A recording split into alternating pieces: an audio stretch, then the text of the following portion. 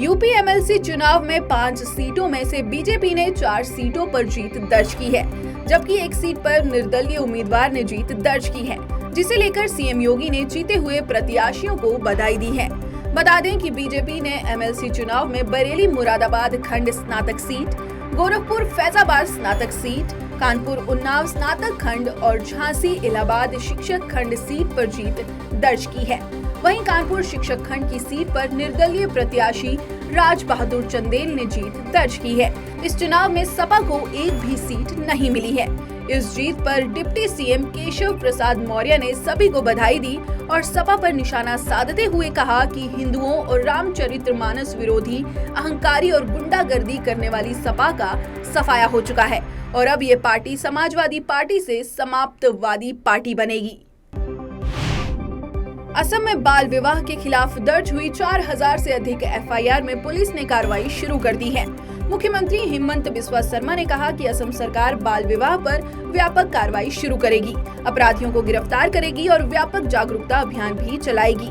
CM Hemant Biswa Sharma ने tweet कर कहा कि अब तक असम पुलिस ने राज्य भर में 4004 मामले दर्ज किए हैं और आने वाले दिनों में पुलिस कार्रवाई और तेज होने की संभावना है। मैं सभी से सहयोग करने का अनुरोध करता हूं। साथ ही कहा कि असम पुलिस ने राज्य भर में बाल विवाह से संबंधित मामलों में अब तक 1800 लोगों को गिरफ्तार किया है।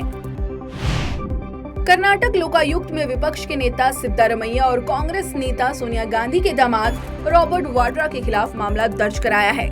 बेंगलुरु और उसके आसपास की 1100 एकड़ जमीन पर 9600 करोड़ रुपए का अवैध कब्जा करने के मामले में ये शिकायत दर्ज की गई है।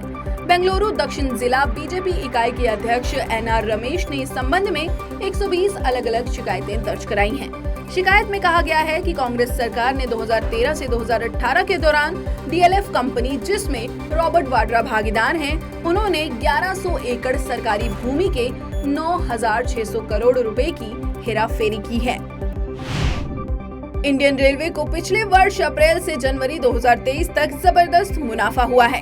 रेलवे ने इस अवधि के दौरान 73% की बढ़ोतरी दर्ज की है।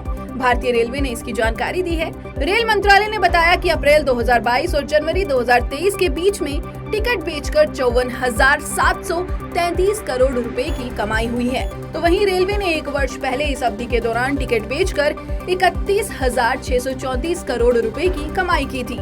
मंत्रालय ने कहा कि रिजर्वेशन कोटे से रेलवे का राजस्व 48% बढ़कर 42,945 करोड़ रुपए हो गया, जबकि वित्त वर्ष 2022 में यह आंकड़ा 29,079 करोड़ रुपए था।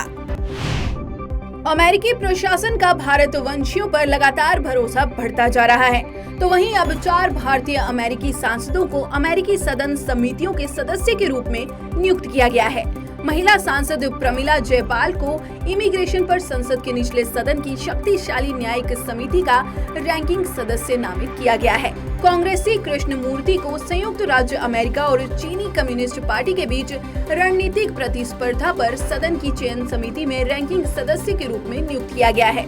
भारतीय अमेरिकी सांसद डॉक्टर रो खन्ना को भी कृष्णमूर्ति के साथ इस समिति का सदस्य बनाया गया है। तो वहीं भारतीय अमेरिकी सांसद डॉक्टर एमी बेरा को खुफिया मामलों से जुड़ी सदन की एक शक्तिशाली संसदीय समिति का सदस्य नियुक्त किया गया है।